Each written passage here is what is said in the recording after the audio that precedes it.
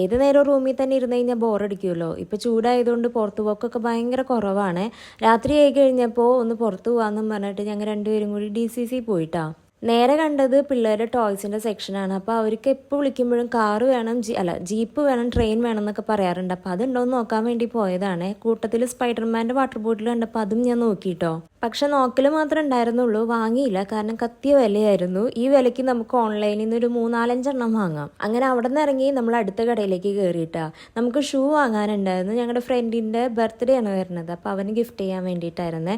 അങ്ങനെ ഷൂ ഒക്കെ കുറേ ഏതാ നല്ലത് എടുക്കുക എന്നുള്ള കൺഫ്യൂഷനിൽ കുറേ തപ്പി അവസാനം ഒരെണ്ണം കിട്ടി, അതും വാങ്ങിയിട്ടാ. അപ്പോഴാണ് എനിക്ക് ഇങ്ങനത്തെ ഡ്രസ്സുകളൊക്കെ കണ്ടു കഴിഞ്ഞപ്പോൾ എൻ്റെ ചായ്വ് അങ്ങോട്ടേക്ക് പോയത്. എനിക്കാണെന്നുണ്ടെങ്കിൽ ഇങ്ങനത്തെ ഡ്രസ്സ് ഇപ്പോൾ ഭയങ്കര ഇഷ്ടമാണ്, ഭയങ്കര കംഫർട്ടബിളാണ് വെയർ ചെയ്യാനായിട്ട്. ഞങ്ങൾക്ക് ഇഷ്ടപ്പെട്ടതിനൊന്നും എൻ്റെ സൈസ് ഉണ്ടായിരുന്നില്ല. പിന്നെ കറക്റ്റ് സൈസിൽ പറഞ്ഞാൽ കിട്ടിയതിനാണെങ്കിലും ഒടുക്കത്തെ വിലയും. അപ്പോൾ ആ വില നോക്കിയിട്ട് ഞാനത് അവിടെ തന്നെ വെച്ചു. ചാച്ചൻ ഇവിടെ എന്നെ ഉന്തിക്കൊണ്ടിരിക്കുകയാണ് കേട്ടോ. ഒന്ന് പോടി ഇത് എത്രാമത്തെ മിറർ വീഡിയോ ആണെന്നും പറഞ്ഞിട്ട്.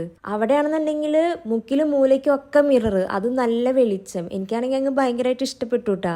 അങ്ങനെ നിൽക്കുമ്പോഴാണ് ചാച്ചന് ഈ ഒരു ഷർട്ട് ഭയങ്കരമായിട്ട് ഇഷ്ടപ്പെട്ടത്. പക്ഷെ പാവത്തിന് സൈസ് ഉണ്ടായിരുന്നില്ല. എനിക്ക് നേരത്തെ സംഭവിച്ച പോലെ തന്നെ ചാച്ചന് പറ്റിയ സൈസ് ആണെന്നുണ്ടെങ്കിലോ വേറെ മോഡലും വേറെ കളറൊക്കെ, ഈ ഒരു കളറും മോഡലും ഒന്നും ഉണ്ടായിരുന്നില്ല കേട്ടോ. അങ്ങനെ ഫൈനലി നമ്മൾ അവിടുന്ന് ഷൂ വാങ്ങി അത് ബില്ലടിച്ച് ഇറങ്ങിയതേ. അടുത്തത് ചാച്ചനുള്ള ഷൂ നോക്കാൻ വേണ്ടി കയറിയതാണ് കേട്ടോ. ഇതാണ് ചാച്ചൻ പുറത്തേക്ക് വരാത്തേ എന്നാണ് ചാച്ചൻ പറയണത് കേട്ടോ. കാരണം പുറത്തേക്ക് ഇറങ്ങി കഴിഞ്ഞിട്ടുണ്ടെങ്കിൽ ഇതേപോലെ ഷൂ കണ്ടു കഴിഞ്ഞിട്ടുണ്ടെങ്കിൽ അങ്ങോട്ടേക്ക് ഒരു സൈഡ് വരിക, പിന്നെ അവിടെ നിന്ന് ഇങ്ങോട്ടേക്ക് ഇറങ്ങുമ്പോൾ കയ്യിൽ കവർ ഉണ്ടാവും, പോക്കറ്റും കാലിയായിട്ടുണ്ടാവും. ഇനിയിപ്പോൾ എന്തുണ്ടാവണമെന്ന് വെച്ച് കഴിഞ്ഞിട്ടുണ്ടെങ്കിൽ ഇവിടെ നിന്ന് റൂം എത്തണം വരേക്കും ഇങ്ങനെ പറഞ്ഞുകൊണ്ടിരിക്കും, അയ്യോ കയറണ്ടായിരുന്നു, പോവണ്ടായിരുന്നു, വാങ്ങണ്ടായിരുന്നു എന്നും. ഇപ്പം ഈ പറഞ്ഞുകൊണ്ടിരിക്കുന്നത് അവിടെ ആ ഷോപ്പിൽ കയറുമ്പോൾ ചിന്തിച്ചിരുന്നെങ്കിൽ പോക്കറ്റ് കാലിയാവില്ലായിരുന്നല്ലോ.